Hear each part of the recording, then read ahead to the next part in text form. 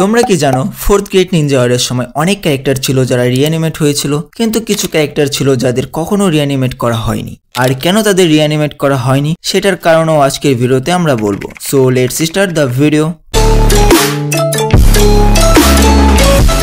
Number 1, সাকুমো হাদাকে, কাকাশির বাবা, যাকে আমরা লিফের হোয়াইট ফ্যাং নামেও চিনি। বলা হয় সাকুমোর শক্তি ছিল লেজেন্ডারি শানিনদের মিলিত শক্তির থেকেও বেশি। ফোর্থ গ্রেট নিনজা ওয়ারের সময় সাকুমোকে রিঅ্যানিমেট করা হয়নি। রেডিট অনুযায়ী অবিতো কাবুতোকে নিষেধ করেছিল সাকুমোকে রিঅ্যানিমেট করতে, কারণ অবিতো সাকুমোকে অনেক রেসপেক্ট করত।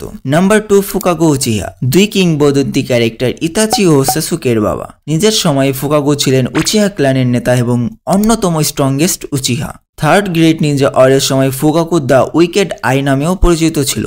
কাবুতো তাকে রিঅ্যানিমেট করতে পারেনি কারণ সে ফুকাতোর ডিএনও পায়নি। নাম্বার 3, মাইট ডাই, মাইট গাইয়ের বাবা এবং লিভ ভিলেজের অন্যতম শক্তিশালী তাইজুৎসু ইউজার। নিজের ছেলে ও তার টিমমেটদের বাঁচাতে গিয়ে মাইট দাই 7 সোর্সম্যান অফ দ্য মিস্ট এর সঙ্গে লড়াই করে এবং তাদের মধ্যে 4 জনকে হারায়। 8 গেট ইউজ করার পর তার ডেথ হয়। কাবুতো মাইট গায়ে রিঅ্যানিমেট করতে পারেনি কারণ 8 গেট ব্যবহারের ফলে তার শরীর সম্পূর্ণভাবে পুড়ে ছাই হয়ে গিয়েছিল এবং তার ডিএনএ সংগ্রহ করা অসম্ভব ছিল।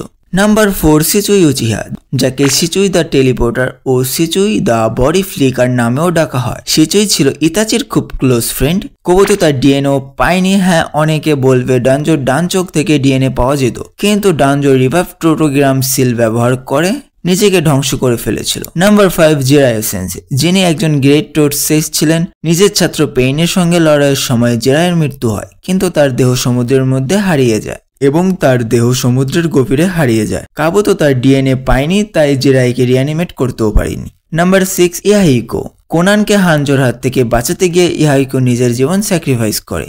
ইহাইকো রিঅ্যানিমেট করা হয়নি কারণ সে যুদ্ধের জন্য যথেষ্ট শক্তিশালী হিসেবে বিবেচিত হয়নি।